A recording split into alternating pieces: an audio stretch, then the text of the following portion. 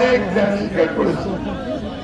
আমাদের ছেলেরা, আমাদের ভাইয়েরা তারা বুকের তাজা রক্ত ঢেলে দিয়েছে, ঢেলে দিয়ে আজকে কার্তিক ফাঁসি রেখে দেশ থেকে তাড়া করে পার করে দিয়েছে, তাই না?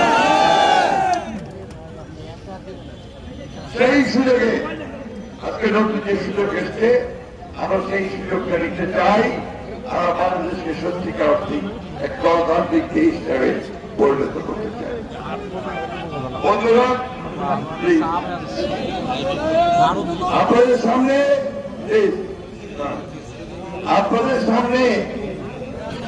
আপনাদের জনপ্রিয় নেতা, যার নেতা অতীতে অনেক লড়াই করেছেন, সংগ্রাম করেছেন, তার নেতৃত্বে আপনারা এই রানীর মধ্যে অন্তর্কে ঘাঁটি করে তুলে আপনাকে এমপিও বানিয়েছেন, তাই না? আজকে যে আক্তার সাহেব আপনাদের প্রার্থী, ইনশাআল্লাহ আক্তার সাহেব বিপুল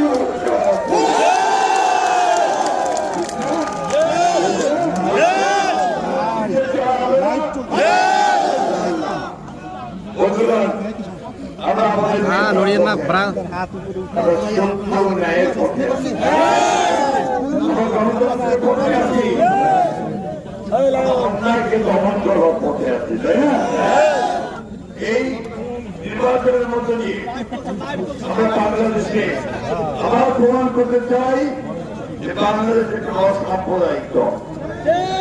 হিন্দু, মুসলমান, বৌদ্ধ, খ্রিস্টান আমরা সবাই একসাথে বাস করবো, কিন্তু চেষ্টা করে নিজের ধর্মের ভবিষ্যতের প্রতি, আমাদের গণতন্ত্রের প্রতি সেই বাংলাদেশ সৃষ্টি বিজয়ী করে আমরা আত্মার ভাইকে জয়যুক্ত করি।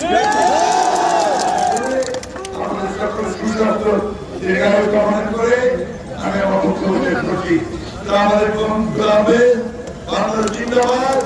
আমি এখন ধানের আত্মার ভাই করে দিচ্ছি।